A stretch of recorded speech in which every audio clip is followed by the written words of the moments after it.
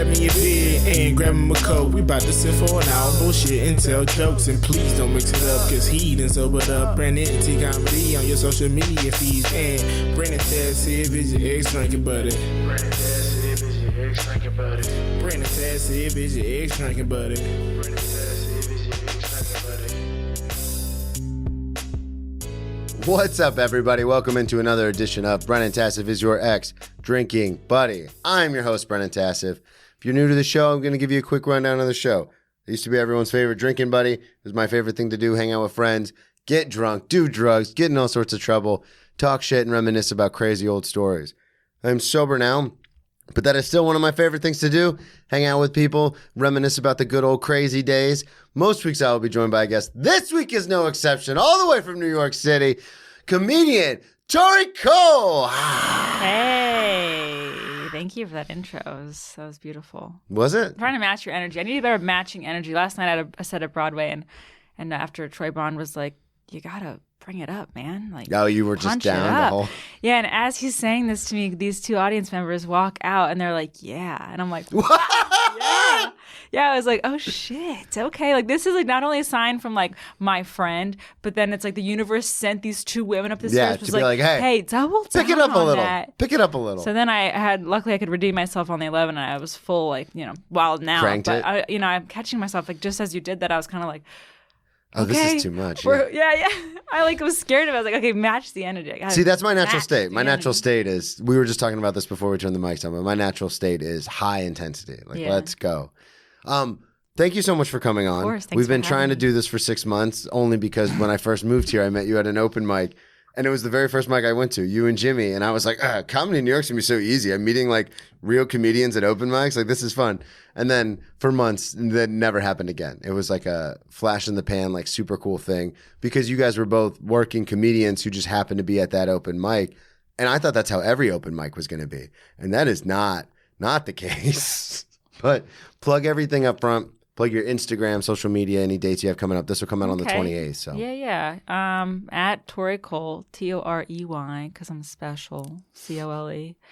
I'm not on like TikTok or anything. I'm like I got too much shame for that. Yeah, but I'm so bad at it. I know. I got it because everyone was like, oh, you got to get it. And then I don't know how people do. I have ideas in my head all the time. Right? For videos. Same. And then I'm always like, I'm not going to. There's no way I'm going to do that. Literally today I'm walking to work in the rain and I'm like thinking of a bit, like I don't have an umbrella and I'm like looking at everyone around me like with their umbrellas, like kind of like when you walk into a place and they're wearing masks and you're not. I'm like, do I look crazy without an umbrella in the rain right now? And then I was like, I could just rip a TikTok right now, like make it a quick bit. And then I was like, fuck no, am I going to talk into my phone? I already look fucking crazy. Stand it. Yeah, I'm walking in the rain, and I just didn't do it. And then you'll see, because I get on TikTok, because I like to watch the videos because they're addicting. And I'll see some of these videos and I go, I fucking thought of that. It's got like 1,000,005 views and like 100,000 likes. I'm like, I literally was walking through Central Park thinking about that. Yeah, and it's like, but I won't do it. And then there's all the TikTokers that came up during the pandemic. I'm like, yeah, I opened my TikTok. I made an account during the pandemic and I started to like here and there. And then I was like, nah, this is embarrassing. Or, you didn't get a following right away. So you're like, well, it's like if you think about all the TikTokers and their like big videos, it's like if this didn't have views, this would be embarrassing. This would be, but it has 8 million views, so you're like, all right, like yeah, I'm on board with this. This is funny. This is something that's going to get me in trouble, but fuck it, let's do it right off the bat. So there are people that I know, and obviously I'm sure people you know because we travel in the world of comedy. But when TikTok came out and then the pandemic kind of coincided a few years after, and there were people who blew the fuck up. Mm-hmm. Yeah. And I just remember being jealous, for lack of a better term. And I was like, no. Fuck this, fuck them, fuck the entire system. Yeah. And now they're opening at clubs. Now they're featuring. Now they're headlining. And I'm like, that's not how this fucking works. I know. And everyone I'd say that to, like, especially like tenured comedian, like one of my good friends, Matt Fulcheron, who's been doing comedy for 20 years, travels all over the world. He's like, relax, man. Like, they'll have their little run. And then if they can't produce, then they'll fizzle out. And if they can't produce, there was nothing to be upset about in the first place because we're all doing the same thing. Totally. I want nothing but success for people that I think deserve it, who work as hard as we do, who go to the mics, Like I do this fucking podcast every week. I go to mics all the time, and then I work my job. This and then fucking podcast. I try. I love my podcast, but then I have a sports podcast that I do, and then I try to do the hang, but I also try to manage that, balance that with actually doing mics. Right. And then you don't I want have, to be the hanger. You yeah, know? and then I have an actual job that I have to do, which is at night, and everyone's like, "Oh, you got to get a day job." It's like, well, if you saw my checks for 4 days of work, you'd be like, no, keep that job. So it's just this weird balancing act. And so people who do that, I'm like, yeah, fucking get the show. Do it. Whether you're funny or not, like that's almost like that is something that bothers me. But that's almost like you worked your ass off to get there. Yeah. But some of these people on TikTok, I'm just like, you fucking like tripped and fell, and now all of a sudden you're headlining like Caroline's. Like, go fuck yourself. Or like people like Tinks and Remy Bader. Not to say anything negative, but they're at like the Oscars and the Grammy. Like, I'm like, what are you doing at these major events? Yeah. Like, you have not been in a film or, you know, or can sing. I'm just like, what's happening? Yeah. But there they are looking fancy and posting about it. And you're like, all right, fucking I guess sure. You have a cheat code and you fucking figured it out. So good for you, I guess. But yeah, and that's the other thing maybe too. that's me being jealous. Maybe I know I'll call it out. Maybe I'm just jealous. Because people are like, oh, well, I worked really hard at this. And it's like, there's a part, and it's the same thing in any line of show business or entertainment. There is a part that is lucky. Mm-hmm. How many people do we see at mics and you're like, wow, this person's fucking hilarious. But they do a mic like every once in a while and they're not out there actually like putting in the work. So you're like, they'll never go anywhere. And so, but you know that's true because you can see it. I mean, I've been doing it for on and off for over a decade. So I can be like, there's some people I know in Jacksonville, the funniest people I've ever met in my entire life. Mm-hmm. And some of them work their asses off and they tour constantly. Some of them just kind of dabble in shows here and there. And it's like, oh, well, the people who dabble in shows in a small scene, that's just your hobby. Like, you don't want to do comedy. Like, you like doing it as like a fun thing. You have to burn your life down. Yeah, you have to totally torch everything to the ground. Everything. Just light it on fire. And then you're worthy. Exactly. And then we are initiated, aren't we, Bruce? Unless you're annihilating everything, you're not doing it right. You're not doing it right. Yeah. Questioning every step of the way. Why am I doing this? Are they still my friends? Yeah. I mean, Matt Fulcher has a great joke about it. You know, he's been homeless. We've all been there. If you haven't been homeless, you're not chasing your dreams. That's beautiful. Yeah. I need to like that was get on that his Comedy tattooed Central my Presents. forehead. That's good. I'm serious. First time on the show, so I want everybody to kind of get to know Torey a little bit. You live in New York now, doing comedy. Are you originally from here? Or you're from From Maryland. Okay. Yeah, actually, I want to go back to how we met at the mic. Okay, yeah. And how you asked me to do the podcast. I'm not going to lie. You were like, come to my apartment. I was like, this guy's from Florida. He could be a murderer. And I was busy. I'm not gonna lie. I would tell you if I straight up like bailed because I thought you were gonna kill me. But that would be a lot funnier for content. It was like a concern. I was like, I don't know this guy. This is his apartment. I'm like, his girlfriend. Like, she'll be there maybe. I don't know. I did all the math. But I make sure, and to your point, because I grew up around women, I made sure to throw in the where my girlfriend and I live. I have a girlfriend. There is somebody else. Yeah. I analyzed the message. I was like, okay, there's a girlfriend involved, but it's at the apartment, and he's from Florida. I just met him at a mic. You know, I met him at Broadway Comedy Club. Like, ooh. And it was weird too because that was the very first mic I had ever done in New York. Totally. And like I said, like afterwards, I was like, oh well, we'll do the same thing we do in Florida, which is you do a mic. And mics, I've said it a billion times, but mics in Florida are more like shows. A lot of them. Okay. Because there's audience members. There's not a lot to do. There's not an oversaturation of comedy. So if you want to see live comedy, you end up having to go to a mic most of the time. So I was like, I'll do the hang thing after the mic. And I met you and Jimmy, and we were all like talking. And I don't know if you guys could tell, like, oh, he just moved here, but he has been doing comedy a while or like what. But we were all kind of hitting it off. And I was like, oh, perfect. I've got a couple episodes banked, but I'll just start booking these people on my pod. Like, I'll just start booking all these people on the podcast. And there's another reason I told you I got the studio. One, for the Jeff Sheen incident, which has been well documented because it happened while we were recording where Maya tried to poop on him. But two, it was one of those things where it's like, oh, well, I'm going to ask women, men, like high-level comedians, low-level open mic. Like, I'm going to ask all sorts of people to do the show. And how weird is it to be like, hey, do you want to come to my apartment so I can wear your skin like a coat? Exactly. Yeah, that's what I thought you were going to do to me. So I'm just glad we're here, and I'm glad, 6 months went fast. Yeah, what changed in your mind, though? Like, were you like, oh, he's booking like real people on the podcast? Or were you like, oh, I've seen him at shows now? Or like, what changed to where you were like, oh, maybe he's not? Well, you went from this random man from Florida coming into the comedy scene to really sticking around. And I saw just your commitment and who you were. And I got to know you more just through seeing you at mics. And just seeing you on the scene and just kind of seeing how you've Okay. embedded yourself. And then, listening to Andrew Ginsberg's episode, I just really loved listening to it. And I was like, I want to be a part of this. Yeah. So That's just kind of reps in time, comedy. Yeah, that's comedy. Reps in time. I had to see it to believe it. So Um, here we are. That's I was fucking around with Isaac about it, but that's kind of exactly what happened with Isaac too. Because I asked them, because that's the thing is in my head, because comedy means so much to me. Like when little things happen, they seem like throwaway dumb things, but I hold on to those. Mm-hmm. So like meeting you and Jimmy, those were the first two real comics I met in New York. That's going to Honored. stick with me all the Yeah. time. Doing the Joey Bats mic that same day, Andrew and Isaac were running it. So, Serendipitous, honestly. yeah, and so when I ran into them, I think at one of the Hell Yeah mics back when RIP Seller 77 was still around. R.I.P. But It's coming back. I was like, hey, you guys should be on the podcast. And they had no idea who I was. I remembered them, but they didn't know Right. who I was. So it was very much like, yeah. And then we got to talking, and then Andrew, who's been sober for a while and has some crazy story, was like, yeah, Yeah. I'll definitely do it. I'd love to talk about that shit. And then Isaac was like, well, I got a job. I work a 9 to 5. Like, I don't really know. And then the day, and I told Isaac this, so I don't mind saying it on the show, but like the day after Andrew's episode came out, he messaged me. He goes, hey, man, I could totally like blow off work and come and do it, I guess. And I was like, yeah. Yeah. So, yeah. Ginsberg is like our sober spirit guide. Yeah, he's been, man, you listened to his episode, and everybody listening, I hope, go back and listen to that if you haven't. It's crazy. Like, it was my kind of like fun. Because it's one of those things where I like having people on the show who have stopped drinking, and we'll get into your whole thing a little bit later. But there's always people who have stopped drinking always have a reason, whether it's they're sober and they're in AA or they just quit drinking and they still smoke or whatever. But there's always a few things that led to them stopping drinking. Yeah. And to me, because that's my life experience, those always make for the best stories.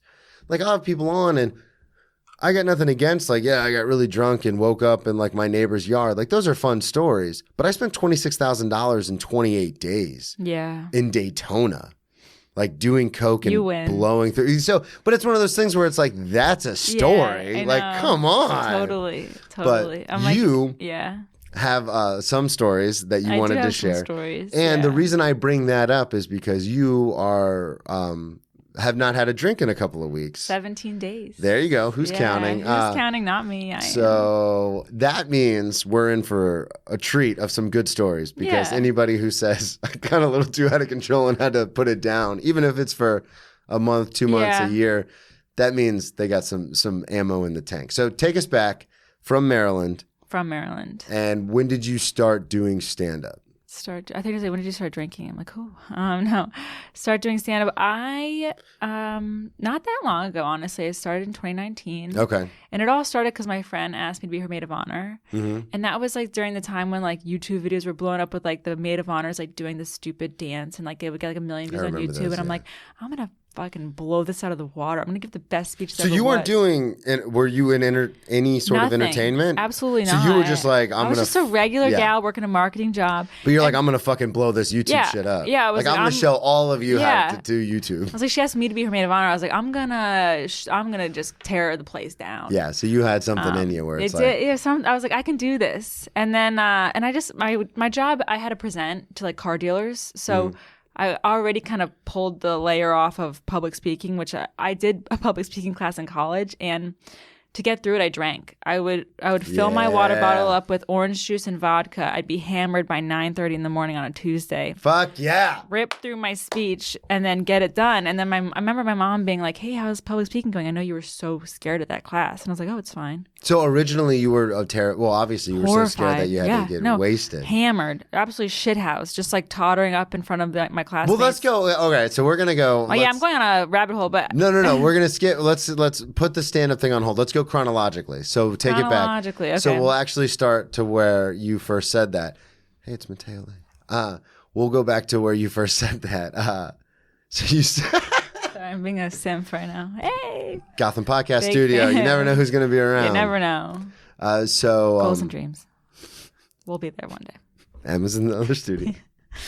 So when did you start drinking? When did I start? Okay, yes. So In high school, I dated someone 2 years older than me. Okay, and in high school, you were still in Maryland? Yeah. So you were in Maryland? Annapolis, yeah. Okay, because I've had people who've bounced around a lot. So I've bounced around, yeah. So I grew up in Maryland, went to college in Colorado, and then moved to New York like 1 year after college. Okay. So those are my 3 states: Maryland, Okay, Colorado, so it's not, New York. Yeah, because I've had people who were like, well, no, that was then, and then I was over here, and then I was, and it's like, wait, I can't track. All right, so we're in Maryland. You're in high school. We're in high school. You're a sophomore dating a college freshman? Dating a senior. Senior? Yeah, get you some. So he was just like, you know, already like so cool. And so he always pushed drinking on me. And then I finally kind of was like, yeah, I'm cool. I drink. So then I kind of just fell into it, you know, at age, you know, I guess I was whatever. 14. But my first time drinking, I still vividly remember it.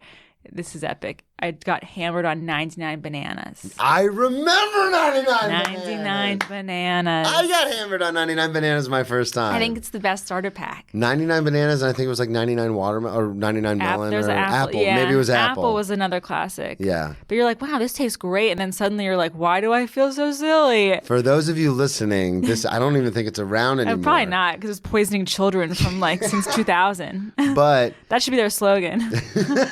But hang on, I almost forgot to take my notes. That's probably gonna be the title of this episode. 99 bananas? No, poisoning children since 2000. That's yeah. But so it was a super flavored. What was it? It was like a brandy or liqueur, vodka. I don't. Well, no, probably it was like 100 proof bullshit. Yeah, because it was 99 proof. That's why they called it 99 whatever. I didn't even make that connection. No wonder I got fucked up. Yeah. But it tasted like candy. So when you would drink it, you would get fucking annihilated. Yeah. But you could do it when you were younger because it didn't taste like booze. Mm-hmm. So how old were you when you did the 99 bananas thing? That was either freshman or sophomore year of high school. Okay, and then sophomore year. Yeah, sophomore summer, going into sophomore year. Okay. I remember going to some like twins' birthday party at like a church. It was weird. So I was like, this is fucking lame. Let's get hammered. So me and all my friends just roll in, absolutely blackout. Yeah. And it was a fun time. Did you have a good time? Oh, the best time. I was, the belle of the ball. I just was running around. I was like, this is so great. I'm just so social. I love you guys. This is so much fun. Ever. So that was, love at first sight, right? That one. Yeah. So, and then you get into your sophomore year. You start dating the older gentleman. Older dude. So then I kind of was just like in the scene with the older kids. And then also all my friends were drinking a lot too. And that was just kind of how we socialized.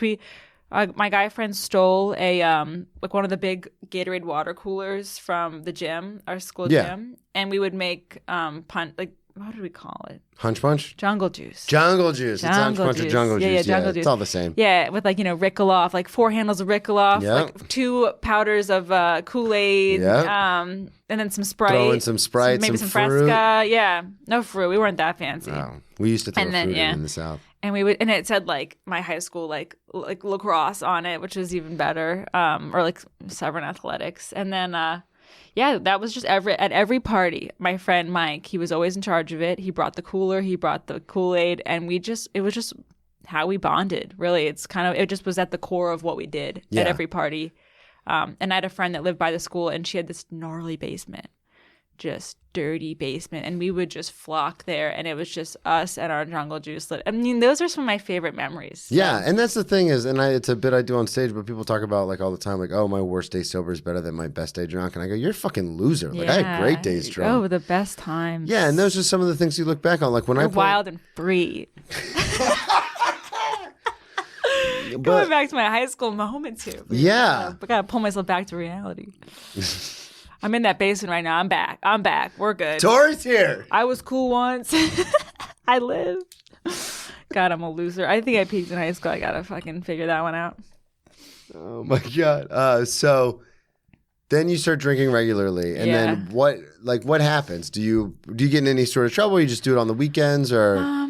No trouble in high school, really. I mean, I definitely had my moments of drinking too much, but I also had a real problem with throwing up the next day. So that kind of kept me in a box. Like I just knew I was going to throw up the next day.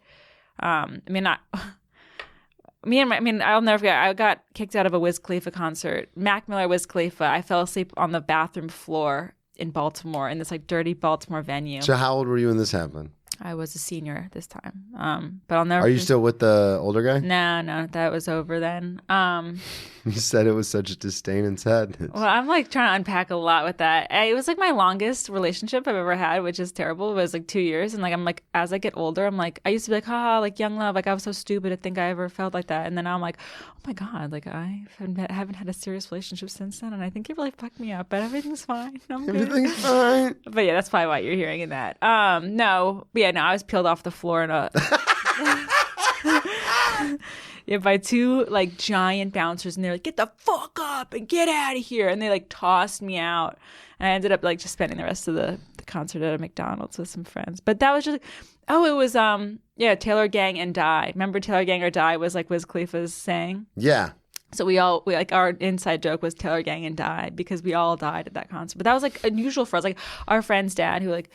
I guess this is on the record, but he had his own drinking problem. Yeah, this is kind of being recorded. Yeah, so but I'll keep it all like anonymous. But yeah, he had like a bit of a drinking problem, and so he was always our designated driver. Okay. Concerning, and he just dumped me and all my hammered friends off at this like Baltimore concert venue, and that was just par for the course for all of us. Like that was just like another night with my friends. Like, here we go. Torey got peeled off the ground, and my friend lost her wallet, and they had all of her Christmas money in it, and so left their camera hanging in the bag. You know, that was just us. Yeah, so you never got in any like substantial trouble, No. but you had like moments of like that could have been really bad. Yeah, that could have gone sideways. Yeah, real quick. and like getting into cars. Like I have a memory in high school of getting into a car with a drunk driver, and like someone telling him, "Hey, like you won't go 100," and next thing we know, we like hit a mailbox and the windshield is shattered. Let's tell this. Yeah, what? So this is just just par for the course. I mean, this is a memory that sticks with me, being like, "Oh, that could have been really bad." Yeah, that's why I wanted to ask you about it, because we've talked about it before, and I know we talked about it, especially with Andrew. It's like there's nothing, and Dan Tuma, we talked about it, John Slag. Like we've had a lot of people on where we talk about like drinking and driving, and obviously being older now and looking back on it, because I'm much older than you, but it's like one of those things where it's like, well, that was really stupid. Yeah, no, that was that at the time. Sometimes I live life like, oh, I'm on borrowed time almost. Yeah. Not to be dramatic, but I do kind of feel like, oh, well, because I'll never forget the next day I had a guy. On my 30th birthday, I was told I should already be dead. So yeah, I feel the same way. Look at us. We're just thriving on borrowed time. But no, I had a friend text me the next day sent me all these photos of tire tracks, and it was like next to this giant tree. And there was like this, mailbox that had been shattered. And he was like, hey, I don't know if you know this, but you guys almost hit this tree. You guys were like a at photo. like 100 miles an hour. Yeah, and it was me and all my friends. Like I was laying on like everyone, like all these people's laps. And we had friends in the trunk, and it was like this little sedan. Everyone's dead. Exactly. If you hit that tree, everyone's dead. Yeah, and I'll never forget it. I was actually sitting on a friend's lap who has actually since passed. And I remember he pushed me because he saw it all coming, and I hit my head on the window, and I was like, "What the fuck?" And he was like, "No, sorry, I was trying to move you because I didn't even know what. Like I just was trying to like." Get you in a better position had something happen. I was like, oh my God. So that's just a time I'm like, oh wow, like that. Well, I was like a foot away from, really something bad happening. Yeah. Yeah. And I remember the next day texting my friend being like, oh my God, we almost died. And she's like, Troy, don't be dramatic. And that's the thing that bothers me to this day, because Savannah, my lovely girlfriend, friend of the show, she'll like go out with her friends after work. And I trust her and stuff. So it's one of those things where it's like, I don't want her to like text me to be like, like, hey, what are you doing? Who are you with? Like, I don't care about any of that. But I'm like, we live in New York. Like, it's fucking dangerous. Oh my God. And then she'll come home and she'll be like, you're so dramatic. Like, it's fine. Everything's fine. I go, yeah, until it's not. Right. And it's the same kind of thing where it's like, when we used to be young and do these like crazy dumb things, it's like, oh, wasn't that so funny? You seem untouchable, yeah. And in my head, because I think you and I are saying the same thing, where in our heads we're like, oh no, that could have been really, really bad. And everyone else around us, I don't know if it's maybe we see the world differently because we're comedians or something, but it's like everyone around us is like, oh God, you're blowing it out of proportion. It's like, no, I'm not. Yeah, no, I'm not. Like that just almost happened. Yeah, I mean, in New York, I've seen people get hit by cars. You see things and you're like, wow, like life is so fragile. Yeah. And I feel like I'm constantly reminded of that. Just living in the city, it's like you're just dodging death all the time. Yeah, well, you saw me come out of the elevator. I was like, oh my God, that elevator was small. I was like, I could have been trapped in there. What did you say? It went up, so it was fine, but had it stopped? Had it stopped, game the fuck over. I'm a calm person until let's say the subway stops between the tracks. Then my heart's like, I think we're going to stop right now. And I'm like, no, we're good. I look around everyone. Like if one person had like panic in their eyes, that's when I'm like, oh, we're done. But do you fly a lot? Yeah, no, I'm fine. I'm fine with honestly, I've only ever had two like legitimate panic attacks. Yeah. And one, I was so stoned out of my mind. I really thought that 2012 was real and the Mayans were right. And I had to just convince myself in this crazy high state that dinosaurs were hit by meteors. So like, why couldn't we be? When did this happen? Oh, this is going back 2011, 2012. Because it was during that time. Like me and all my friends got so like we. So you were in high school? I was my sophomore year of college. Okay. Yeah. Okay. I thought you were gonna say sophomore year of high school. I was gonna say you're not that much younger than me. No. I'm 29. But yeah, so I don't. Do you want me to scrub that? Do you want that? What? 29? Yeah. I'm 29. I'm 29 and I love it. I need to tell myself that. I've been really, I'm just white knuckling my final year of my 20s and it's fine. I just turned 29. It's fine. It's March fine. 2nd. Everything's fine. March 2nd. Happy belated. Thank you so much. Of So course. I still got like 300 and whatever days of this. So we're good. We're good. Well, tell me about the 2012. I mean, that's an epic. Yeah, let's do it. Okay. I love how you're like, oh, that's an epic. Like, I don't want to It's tell a it rabbit on hole, podcast. but it's also not like. This is fun. So normally on the This is show, like I have people like set up like, oh, where are you from? And then we get into stories. But you said very succinctly as we were walking in, yeah, I've got my list. It's all in my head. So I said, all right, it's on you. And so now you're just, every time you're bringing up a story that I think might be interesting, I'm diving in. Cool. So. I just hope people are following. I am a little bit all over the place. Yeah, so. it's fine. I'm Okay. tracking. They're tracking. We're all Cool. good. 2012, sophomore 2012, sophomore year of college. So we're fast okay. forwarding. Actually, we're staying in a. Okay, we yeah, are staying in a high loose school. chronological We're in college order. now. Yeah, We're in college now. Cool. So you have the fun in college, senior year, I go to you Boulder almost die. because I think I'm the fucking coolest. And then you get accepted to the University of Colorado at Boulder. Go Buffaloes? Sco Buffs. You say Sco. Sco Buffs. Yeah, let's go. Yeah, so I'm at Boulder. I chose Boulder because I thought I was a stoner in high school and I loved snowboarding and I was like, I'm just the fucking chillest. I get out there. You've got that vibe about you. Well, I'm actually pretty bummed I can't smoke because that is like my Oh, are you not core smoking now either? I can after this. This is ended what it happened? for me forever. This was 10 years ago. I know, but I can't go back. You don't even know what happened to me. So Let's go. Let's find out. okay, so me and all my friends are getting pretty high, and some of them start talking So about. freshman year, everything's fine, everything's good, and Yeah, then I hit the bong a few times. I'm like, whatever, like that was fun, but like I'm not like you're super. like, I'm here to rip snowboards. Yeah, exactly. And I played lacrosse club, so nothing too crazy. But I was just in my own, and I was honestly like I was in culture shock my first year after like leaving Maryland and like lacrosse and all my best friends, and then going out to Colorado. I was like, what is this? Because that's a pretty big. I mean, was it a small town in Maryland that you grew up in? Annapolis. It's like Oh, it's Annapolis. yeah, you said it's that, not that yes. small, but Yeah. But it's a military town. yeah, Navy. Yeah.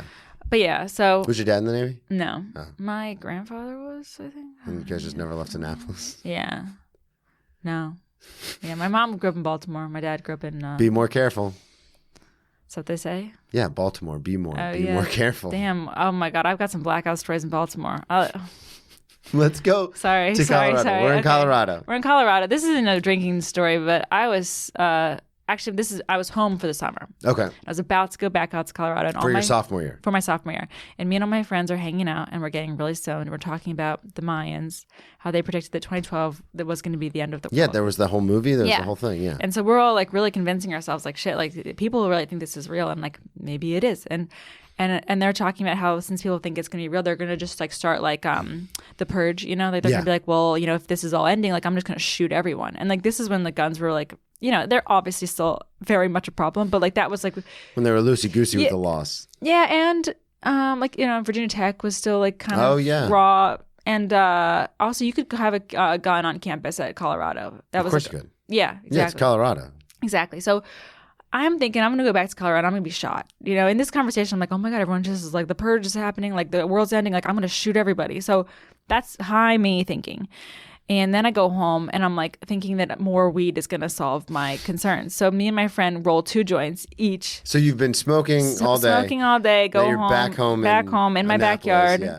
It's my mom's out of town. It's just my sister that's home. Me and my friend in my backyard. We each roll a joint. I finish mine. I rip through it because I'm just like, this. At the end of this is peace and serenity. I finished the rest of hers because she hands me hers. She's like, oh my God, I'm so stoned. And I just am like, I don't even know what's happening at this point. You're just going. I'm just going. And that's just kind of my personality. If it's food, if it's alcohol, if it's weed, I'm going to finish it, all of it, and then some. Yeah. At this point, I can't even see straight. I look at her and I go, have you ever thought about dying? And she was like, what? And I'm like, yeah, like, have you ever thought about it, like in death? And she was like, I mean, yeah. And I'm like, no, but like really, like we're going to die one day. Yeah. And I she think was, about it every day. and I was so stoned. It was like the curtain between life and death was just gone. And I was like, oh my God, how have we all been just living our lives? Just like, okay, do taxes. Like what? We're going to be dead. So I just lost my fucking mind. And I was like, well, the dinosaurs all died of meteors. Like, how are we don't know shit. If we think that there were giant lizards running around the fucking earth and we're just going to be like, yeah, like anything, I don't know. In my mind, in that moment, anything could happen. So I like tried to go to bed. I couldn't. My heart is just like, it's like a rabbit being chased by a fox, like that level. Like, I'm walking around my kitchen, like I have like an island in my kitchen, just ripping circles around it. And I'm like, hey, you want to go for a walk? She's like, Torey, it's 4:00 in the morning. No. And you can't sleep at all. I can't even stop moving because I think if I stop moving, my heart's going to explode. So I go upstairs with my sister. She was a PA at the time, like production assistant in DC. And so she had like a 4 a.m. call time. I go up there. I just grab her hand and I put it on my heart. I'm like, I think I'm dying. And she was like, at first she was like, get the fuck out of here. And then she was like, oh my God. Like your heart really feels like something is wrong. It's going to burst out of your chest. So she sits up and she's like, all right, like take a cold shower. I don't know. So I take a cold shower. Meanwhile, like I was ready to call 911 at least 8 times. Like I kept grabbing the phone, like I'm gonna do it. My friend was like, I'm gonna do it. And my friend was so stoned too. She's like, don't do that. Like I think you're gonna be okay. And then I'd come down and be like, oh my God, that was so weird. And then I would go back into like panic mode and I'd be like, oh my God, I'm actually still panicking. And then I'd be like, oh my God, I'm fine. I'm just so high. Like literally, I was insane. Anyways, I go to bed. I take a cold shower. I go to bed on this like little tiny IKEA couch that was like upstairs outside of my bedroom that was like made out of cardboard. And I remember like putting on like a full Patagonia sweatsuit and like letting my wet hair like run down my like everything about it was like the least comfortable thing. But in that state, I just was like wet hair down my back, fleece, and then cardboard couch. And I just kind of curled up and I was hoping I'd just sleep it off. And then I woke up the next day and I was like, I still feel really fucked up. You were still high? I think I was high and just emotionally like wrecked. Yeah. I was like, oh my God. This whole death thing is going to happen one day. And I can't believe we're all just fine with that. Mm-hmm. And then I'm like, also the Mayans could be right. And it could be over right now. Yeah. And I had to go back to college. And then my mom was like, okay, here's your flight. Like, go back. So I'm just fucked up. I'm like, I don't know what has happened to me. I've had a full like quarter life crisis where like death is real. And everyone around me just seems fine with that. And the Mayans are totally right. And everyone's just like, this girl's fucking nuts. So you're back at school and you're still in this mental state? Yeah, and I'm in this mental state. And I'm in like the like hot sorority, like, and everyone like, it's like during like fucking ACD? What was that? Chi Omega at Boulder was like, ugh. And like, it just, I was going through like a rush or like when you get the next group and like you're like clapping and you're doing all the dances. Meanwhile, in my head, I'm like, I'm going to die. No, like, we're all going to die. And everyone's like, something's wrong with this girl. And I like didn't really make any friends. It was like my first year in the house. And I just was like, yeah, like I'm going through it. And then my mom was like, "Yo." When she was pledging, she was fun. We were like doing bong rips and drinking, and now she went home for the summer and came back, and she's a fucking weirdo. I know. So then my mom was like, "You need therapy." And so really? So I actually did go to therapy. I'll never forget the first day I go to this therapist. I sat on the couch and I just started sobbing. Yeah. I didn't know why. I didn't know what the hell. And she was just. I was like, "I don't care what you give me. Just give me some drugs." And she's like, "No, we're gonna talk about this." We talk. I go for like probably 8 months. Jeez. By the end, I'm totally fine. I never went on any medications, which I'm really grateful for to this day. Because I think at that age, if she'd just been like, here's some Xanax and some Klonopin, good luck, I don't even know who I'd be right now. So yeah. That's what happened to me. I started going to a neuropsychologist or neuropsychiatrist, whoever can prescribe meds. Uh-huh. And after like 2 months, he goes, okay, this is what I'm going to give you. And it was Adderall, Klonopin, Xanax, like all this stuff. Not. Yeah. And obviously everyone sees how I turned out. So it's like, maybe you just don't push all these drugs on like a 21-year-old kid who's struggling to like figure out his life. I actually really think the system's so fucked up. And I, to this day, am just beyond grateful. Because I just said, I said, in this state, I can't live life. Yeah. I'm so stressed out. Well, and when you get on all those meds, I just know from personal experience, it turned me into like a zombie. Yeah. Also, like going from Adderall to like Xanax is like, it was like, what? Oh, here's like the Adderall to help you focus. Take Klonopin, it's time release so you won't get anxiety. And then here's Xanax in case you get anxiety attacks because those were really bad. And I was just like, and obviously I was already spiraling. So it was really bad. And now coming up on 4 years sober, I don't take anything. Like which is difficult sometimes because I have horrific anxiety. It's a chemical disorder in my brain. Right. And same thing with my depression. So it's one of those things where it's like people are like, oh, well, how do you deal? And you just fucking deal. Yeah. Like I do everything my sponsor asks me to do. I pray. I help other people. I do all the, and I don't want this to turn into an AA rant, but it's like one of those things where it's like, that's what I do to survive. Right. Because if I start taking even time-released low milligram Klonopin, I'm going to be fucking housing the bottle by Thursday. Like, it's just not, that's just how it works. It's how I work. Slope. That's why I'm in New York doing comedy. Like, because I'm an addict. Like, if I do something, I do it. Right. So you go to therapy for 8 months, kind of get this whole thing worked out. No pills, no nothing. Mm-hmm. And then what do you just stop going to therapy? You're just like, all right. Yeah, I was like, I'm all better. Good. I'm like, I was so bad to the point where like loud noises would set me off. And I learned like that's actually part of the disorder. Like people would come into like lecture halls of like 400 people and I'd hear them like smash the door open. I'm like, this is when I die. And I would like go into this like flight mode. Yeah. So I learned a lot about that and like why I did that. And I learned a lot about my past and she kind of untangled things that I didn't realize were still affecting me. And this is your sophomore, so this would be like sophomore into junior year of college? But I love the end of this story though, because on the day that the world is supposed to end, I'm home with my mom and the power goes out. And we're like, what the fuck? What day was it supposed to end? Like December 12th. Yeah, 12/12/12, yeah. Right? Yeah, okay. So power goes out and we're like, whoa, that was So weird. You're back home for winter break. Yeah, exactly. And then we look out and I live like on a river and the water is lighting up. Me. That sounds like a brag. It's a quaint little town, little river. But we look out and the water is lighting up and the sky, it's like a cloudy day and it's like blue. And I feel like I should show you this like this YouTube because like it's literally like Annapolis Apocalypse. It's still on YouTube because it's that like legendary. And like I'm going. So you already thought the world was going to end on 12/12, Mm-hmm. and then there's this thing that comes out where the power goes out and you look over onto the river. And this is oh my god! And that's happening outside. Yeah. So look at it on YouTube. It's called Apocalypse Near Annapolis. And the sky is just lighting up. And then everything goes dark. Oh, wow. That's insane. Yeah, right? What is that from? So Transformer apparently blew at the mall. Okay. But in the moment, I'm like, oh my God. Like we're all dying. Yeah. Here and my is. mom is just like, I'm going to go pour some scotch. Like that was her solve at the time. So that's mine too. Yeah. It's just me and mom and surprise to everybody listening. But if there's a meteor coming, I'm probably going to fall off the wagon.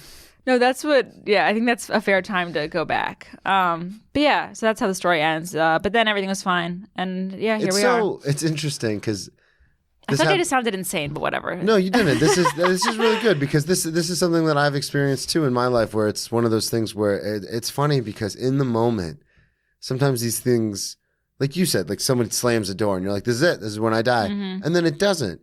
And then like we were talking about earlier, the further you get away from it, the more you're like, oh, that's insane. Like I've been in relationships before where the person is just like, what they'll do is they'll do this fun thing where they'll block my number. This is from a relationship a while ago, but she was like a sociopath. Mm-hmm. So if she wanted to go have sex with her ex or something, she would just block me we were dating and she would just block me on everything so I couldn't bother her. Mm-hmm. And then she would just unblock me. So in those moments of when I'm blocked, I'm like, this is like my world is ending. Like my whole world is crumbling because I know what's going on. But no, super far removed from it. I'm like, oh, she was just like a psychopath. Like that's not a big deal. Totally. But it's the same thing in those moments where my anxiety ramps up. And I don't know if you're the same way, but when my anxiety gets going, I'm like, this is it. Like this is the end.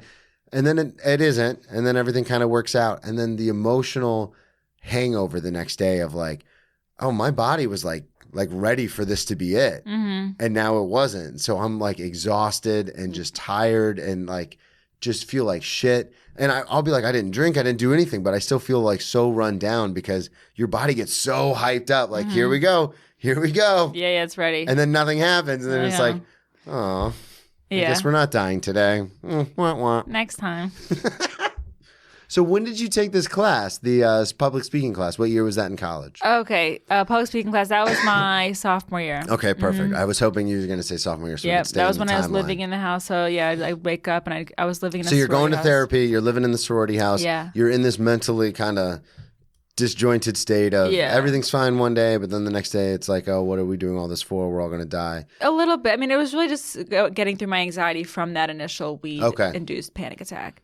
And then that just kind of unraveled like a lot of personal traumas that I'd gone through. Like in high school, like my mom was diagnosed with type 1 diabetes and she like passed out in an ER, like in my arms. And Oh my God. at 15, I never really unpacked that. I was like, oh, like that was crazy. Like she almost died because her blood sugar level was at 1,000 and it should be at 100. Oh, Jesus. Yeah. So, and she really, she's the kind of person that's like, oh, I'm fine. So she had So diabetes. she just never knew she was She had diabetic? no, well, so it comes on, like my grandfather got it in his 30s and she Okay. got it in her 40s. Because So I- type... Type 1 is juvenile. So like usually like you're born with it Yeah, that's what I thought. Okay. or it can come on like later in life. Yeah, because I had a server assistant at a restaurant I used to work at, and I remember one time a table asked him about the desserts, and he showed him the bracelet because I'm type 1 diabetic. I've never had any of the desserts. And I was like, quit bumming everybody out, dude. Hilarious.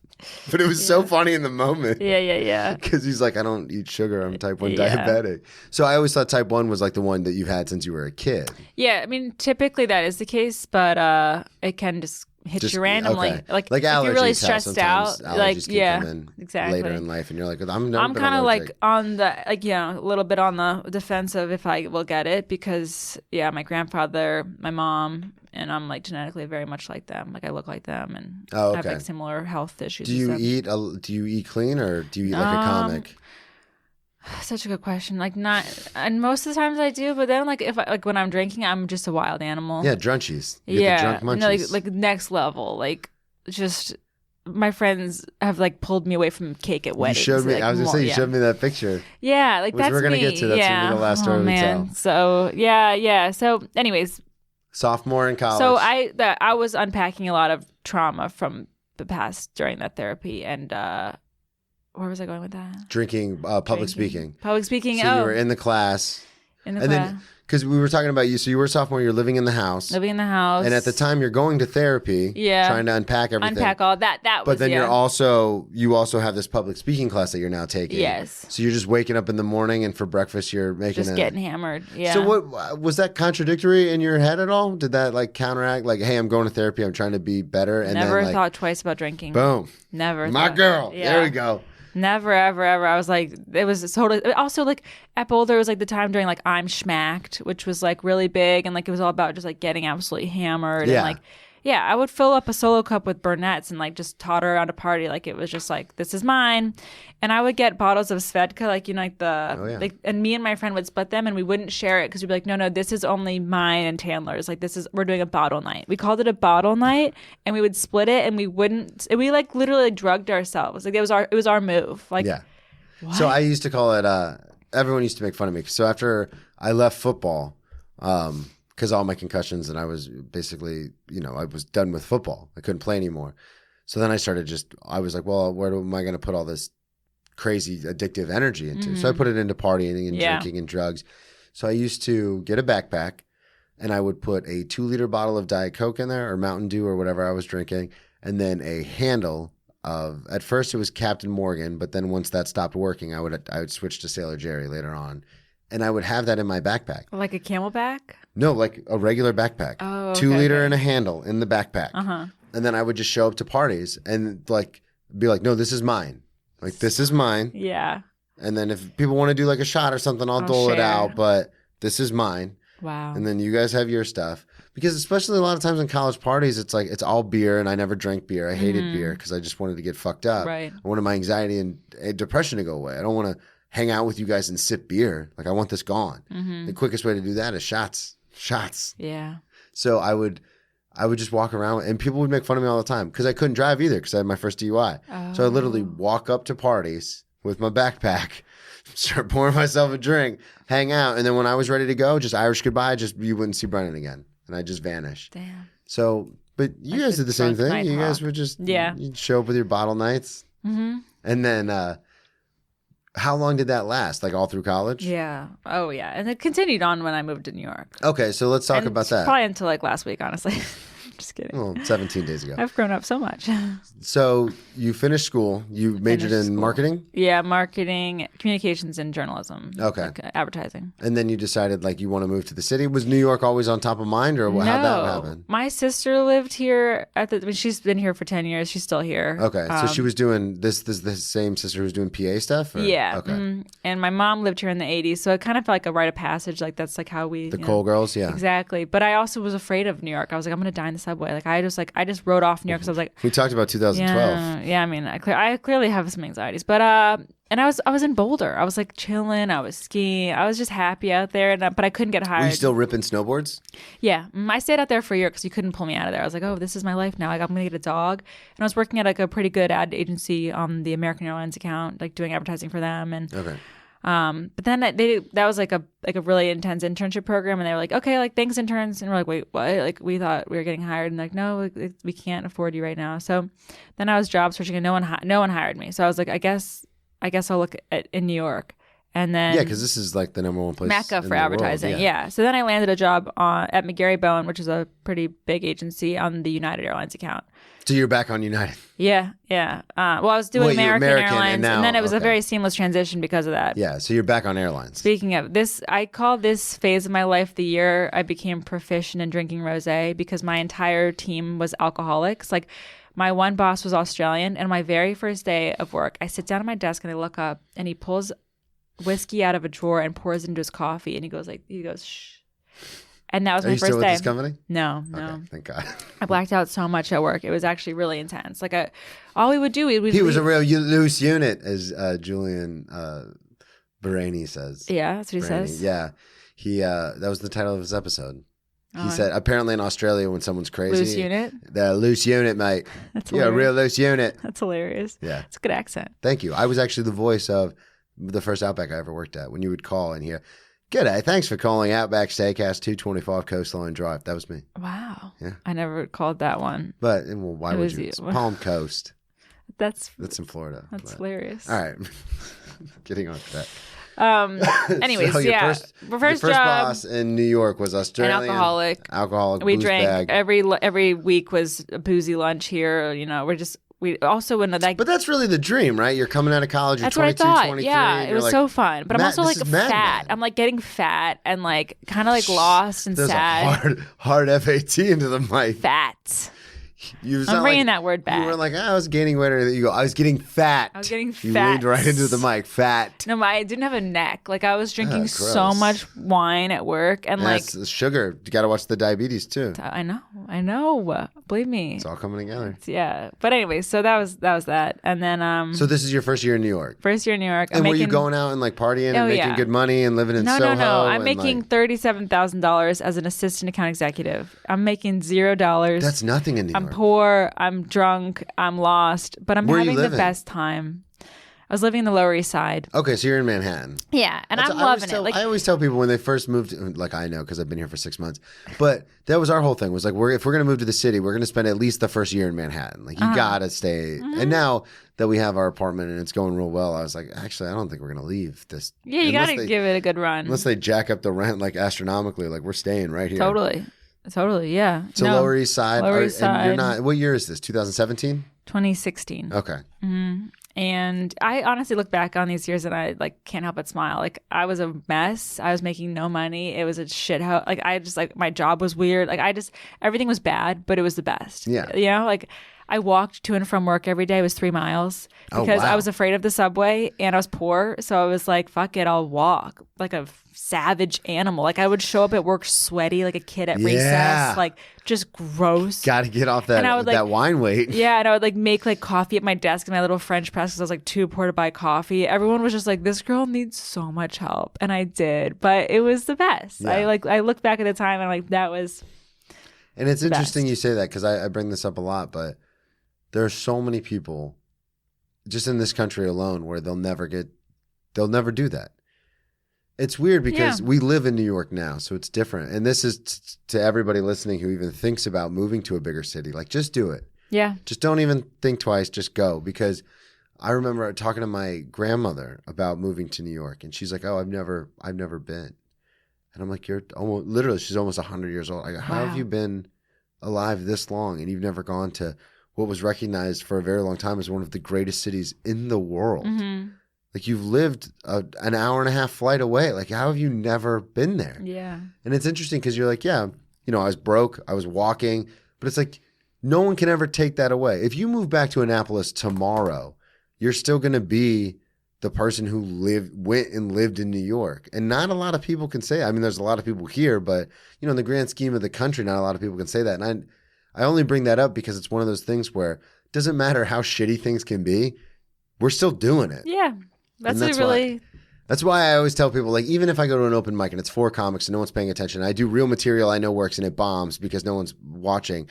I'll walk out of the mic and be like, yeah, but it doesn't matter. Like, I'm still doing comedy in New York. Like, who fucking cares?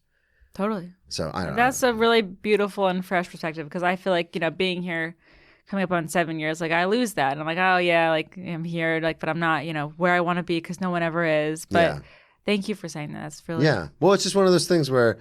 Because I go home a lot because it's, it's a cheap flight on JetBlue just to pop right back down to Jacksonville. And I love all my friends to death, but for the most part, it's like, oh, everything's right where I left it. Right. No big deal. I tell a joke, and I really love it. I not to do a bit on this. I feel like you can do it if you want. Just don't burn it if you don't want to. Well, I'll just say it. Okay. But I say I love going home and walking into like the local bar and just seeing everyone that never left my hometown. I'm like, you fucking losers. But meanwhile, they've got like husbands and babies and savings accounts. Like they're doing really well. Like they're happy. Yeah. And they're looking back at me like, oh, there's Torey. I heard she's trying to do stand-up comedy in New York. Like, what a fucking loser. And it kind of puts this bow on like perspective. It's like, I think they're fucking losers, but they're really, maybe they're happy or maybe they're not. But I think to each their own. And I think if you've settled for that life and you're happy, good for you. If you're not, then that's sad for you. Yeah.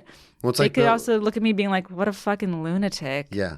Doing comedy in New York. Like, well, who does she think she is? What does she think she's doing? But who thinks whatever. she is? Taylor Tomlinson? Who does she think she is? But it's also one of those things too where it's funny. So did I burn the bit? I hope I didn't. No, it's actually, and it's true because like I'll talk to my twin sister who's married with kids and stuff, and I was just like, that's your life. And she's like, yeah, I wouldn't change anything. Like, I love my life. Like, this is what I wanted. And then she looks at me, she goes, like, you make good money, but you're still broke. Like, you're running around the city, you're paying fucking 50% in taxes. Like, you have nobody. You have Savannah. And if you guys get into a fight, like, you have no one to talk to. You're alone. And I'm like, yeah, that's exactly how I like it. This is exactly what I want. Yeah. Right? But it's like Bill Burr said, that famous quote, that's been chopped up and put on memes and all sorts of stuff. Failure isn't living on a futon in your 30s. Failure is waking up next to someone you don't care about, going to a job you hate. Yeah. In your 30s. Like, it's not. So, you're in New York. I'm doing that. See, I always bring it back. We're chasing our dreams, everybody. This is going to just sound like an infomercial. Like, we're great. All of you listening suck. It's not. It's not my intention. My intention is to encourage people to chase your dream. Yeah, get out of your comfort zone. If I can do Back to Goggins. If I can get arrested 8 times, almost die, fucking have no money. So can you. A 385 credit score. You can come to New York too. So you're at the ad agency, Rose every day. Rose all day. Rose all day. And then what happens? Like what? I get fired. You got fired. Yeah. Okay, this is interesting because I thought you said you were going to quit and pursue your dream of stand-up. They could tell I really didn't like them. They didn't. I just wasn't in it. Yeah. So I got my immediately. I was already like looking for jobs. Okay, so you were already I was out the door, and I got my job that I currently have now at it's doing advertising for Lexus. And I love it. I did that for like 2.5 years. I fell into it. It's just like someone on LinkedIn was like, "Hey, you want this job?" And I was like, I just don't want my old job. So sure, whatever the fuck, I don't care.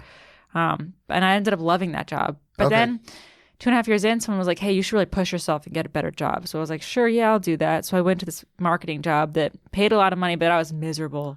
Oh, so you left Lexus and went to this. And then the pandemic hit. My life was just garbage. I just spiraled. I moved home to Maryland. I bought a car, drove to Denver. I just didn't even know. So are you at the high paying job when the pandemic hits? Okay. So I'm sad because I'm working really hard. At a pandemic, I'm working triple while also being like, I think people are dying. Like, I think there's other problems. I shouldn't be sending emails right now. And they're like, no, send more emails. All of the emails. You must send all of them now. So dealing with that was really hard. And I just kind of learned that, money doesn't buy happiness, which obviously is, everyone knows that. But it just it took taking a high paying job and being absolutely fucking You sad. have to have money to realize that money doesn't buy happiness. Yeah, I guess. Well, it's one of the, I mean, it's true because anybody, because I don't, there's so many things I wish I could pay off right now. And I feel like that would make me happy. Yeah. But then there are also times where I got that settlement and I had a lot of, I had almost $30,000 and I blew through that in 28 days and I was still miserable. So it's like, oh yeah, it's not That's not what Yeah. it's about. So what ends up happening? Pandemic hits. That job. I grin and bear it for about a year. And I honestly, like, I can't be too mad. Like, I still got to travel the country. Like, I got a Jeep and I drove to Denver and I live with a friend out there. And are you just working remotely? Yep. Mm-hmm. Okay. I drove to California. I was out there for a while. And then I was in Florida for a little with my grandmother. Where's your grandma live? Boca. Yeah. Yeah. I went to college at FAU. Oh, nice. Go Owls. Boca Raton. Yeah. Spanish for the rat's mouth. Exactly. So then you come back to New York. Then, yeah. Or do you go to Maryland or do you come back to New York? Well, it's kind of a funny story. I was just kind of floundering around. My grandmother was even like, "Why the fuck are you here?" She's like, "Get the fuck out of here." After like 2 days, she's like, "Yeah, it was nice literally, to see no, you." I'm not kidding. She literally like ousted me out. Like, we'd be eating dinner and she like wouldn't talk to me. I'd be like, "What's happening?" And then I later realized it was actually very sweet. She wanted me to go like live my life. So, Yeah. Rich Brooks, he texted me and was like, "Hey, you want your spot from the industry room?" Because I did the industry room. Oh yeah, when did you get into comedy? We didn't even talk about that. Well, yeah, I took a class at the Comedy Cellar back in 2019. That was when I wanted to. That's when I wanted to give a good maid of honor speech. So I took a class. Yeah. And See, then, we came all the way full back circle, around. folks. Yeah, so I took a class. So this is 2019. You're working at the high-paying job. This is Still at Lexus, actually. okay. Did the Comedy Cellar class. Put my like showcase on Reddit, thinking I was gonna get like booed off the internet, and like it made it to like the top of like the Reddit stand-up page, like people This were is like your first ever. This is after yeah. doing after doing the class at the Comedy Cellar. Yeah. The- And so I was like, oh, like I'm good at this, I guess. And I'm blackout drunk for my first. In this video on YouTube, don't remember it. Okay. Like literally, I used alcohol to get through stand up, honestly, until like 2 months ago, if I'm being fully transparent. Yeah, so I don't even remember doing my class comedy, like my showcase. So you have no recollection of that? No. I got off stage and I said to my friend, I remember saying to my friend, did I tell jokes? She's like, yeah, it was good. So I put that on Reddit, got some like false confidence, threw myself into the industry room immediately. I was like, yeah, I'm good at this. Like, I'm going to invite all my friends. Do you know enough people? Yeah, because you've been here for a while, so you know enough people to bring. 50 people ended up coming to my industry room, which Get is, the they were fuck like, outta here. Rich was like, what, you actually like shouldn't have done that. Like, that was like kind of weird. And I was like, yeah, I didn't even know what was happening. I told all my friends about it and I was like, I think, this is how this goes. I ended up the mic, the wire came out of the mic. I'm so new to comedy that I'm like, I don't even know what to do. Yeah. I started yelling about like AirPods and wires, and everyone's just like, plug it in, you idiot. But I ended up getting spots from that, but I didn't get them until 2021 because of. So the pandemic hits. Hits. You completely stopped doing comedy, and you're just like, all right, this is over. Yeah, because it was such a new thing. Yeah. I was like, I had like early, like, I guess, success with it, but I was like, I don't know anyone or anything about this. And I kind of felt like I found my identity, like, oh, like, I love this. I feel like my first open mic, I didn't fall asleep until 4 a.m. because I was like alive inside. Yeah. It's like, I've never felt this alive in my entire life. Yeah. But then it was like pandemic, and I was like, I guess that's just gone now. Exactly. And that was when we like thought like, the world was going to end forever. I was like, I guess New York is dead. 2012 all over again. Literally. Yeah, so I just kind of just was like, whatever. And then Rich texted me like April of 2021, was like, hey, you want your spot? And I was like, yeah. And I was like, I guess I have to move back to New York. So I just literally texted a friend. I was like, hey, you have a room open? And she's like, yeah, someone's actually like leaving next week, so move in. And I'm in that apartment now, and I'm just been back ever since. And I wheeled my way into Broadway, and I've been there working. How did it? I'm curious because I know it doesn't have a ton to do with the theme of the show, but what happened with the job? So you were at Lexus when you did the Comedy Cellar thing. Yes. Then you left for what, like 6 months, a year? A year. Okay, and then actually was doing. I left the Regis job, that marketing job, to work for the School of Thought. Okay. With Stacia Patwell, and that blew up really quickly because her friend Laura Bites went on Joe Rogan.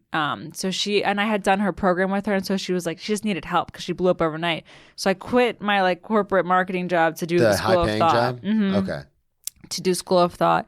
Did that for about 6 months, and it just was kind of chaotic. Like, it's a great brand, love it, everything was cool with it, but I needed like health insurance, a little more structure, yeah. And so I just reached back out to my old job, and I was like, hey, I'm still around, and they're like, yeah, sure, why not? Come on back.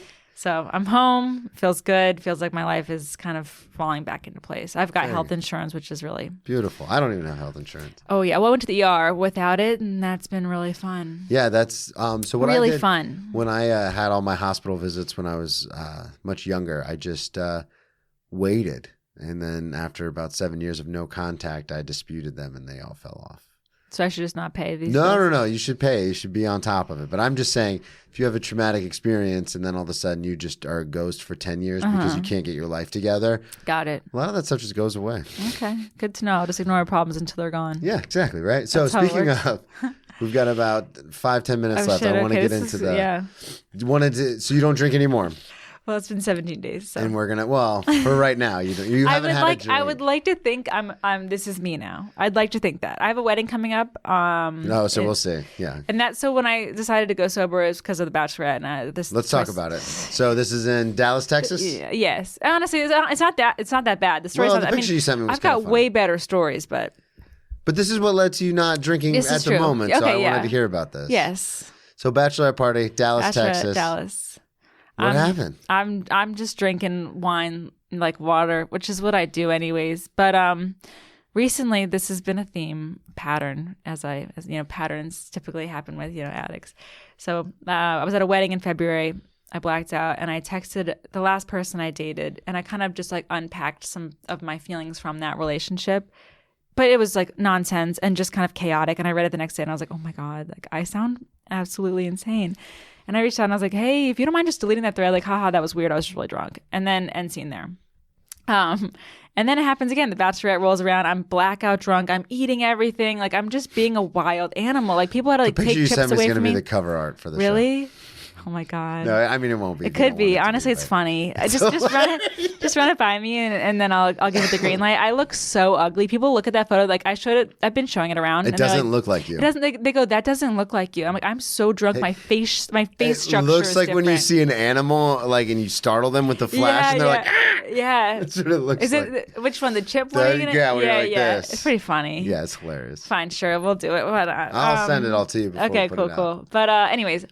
I mean, this is just, I go into this mode of like, they had to like take the chips away from me. Like, I was at the end of the table at the Mexican restaurant, just like chip basket after chip basket, just like, and Pounded margaritas? Or you yeah, still on all water? of it. Just you name it, it's going in. I'm just like, whatever. That's just how I act. So I reached back out to this ex again. Same ex? Same ex. And it's just not a good look. And I said some things that like, I remember feeling it during the time, like this is going back 2 years. So, and when it ended, I was like, I'm fine. Like, I played cool girl for 2 years. Like, I haven't talked to this guy in 2 years. Like, I have locked it up.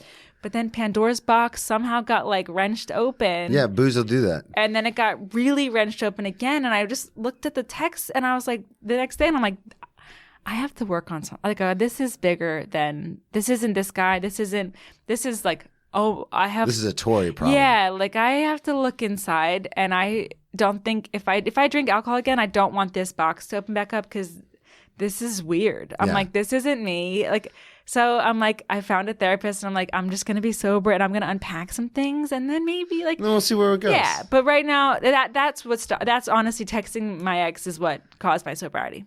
Okay. Right now. Yeah, I was like, this is disgusting. I'm 29 years old. I'm acting like a 14-year-old who just got a You're heart going broken. all the way back to the relationship, the longest one you had, which was in high school. And that's I think where I'm right now realizing, like, my parents are like heinously divorced. Like, I'm like, oh, I've never really been in like a healthy relationship. Yeah. And I'm looking at my patterns, and I'm realizing just this last recent like just slew of messages that I sent into the world. I'm like, that's weird. And we need to figure this out. So I just was like, I gotta look inward on this. This isn't about him. This isn't about anything. This is about me and figuring it out. So I was thinking, maybe sobriety would do me some good. There you go. Well, so that's you're on that. day 17. Not a great story, but that's just the truth. It's plus the picture's worth it. Yeah. Totally worth it. Plug everything one more time. All your social media, everything that. That's how we got on our TikTok tangent. Yeah, at Torey Cole is my Instagram. If you want to follow along my sobriety journey, we'll see how long it lasts. By the time this comes out, it's going to be just like a bunch hammered. of stories of you hammered. Just drinking rosé. Yeah, honestly, that's really all I have. I need to get on other things and be a better comedian. But do you have a website? Technically, but it's a back burner project. It's called The Bad Celery. That's another story. That's a good story. Well, we'll have you back on because we don't have time right now. But okay. Thank you, everybody. Thank you so much. Thank you for coming. Thank you, everybody, so much for listening. Go follow Torey. Check her out. She's all over New York. Hilarious comedian. Follow me on all social media at Brennan T Comedy. Check out the website, BrennanTComedy.com. I'll be in Ohio next month, so that'll be fun. Come see me. And then subscribe on Patreon, because that's how we pay the bills. Subscribe. And we'll talk to y'all next week. Thank you. Boom.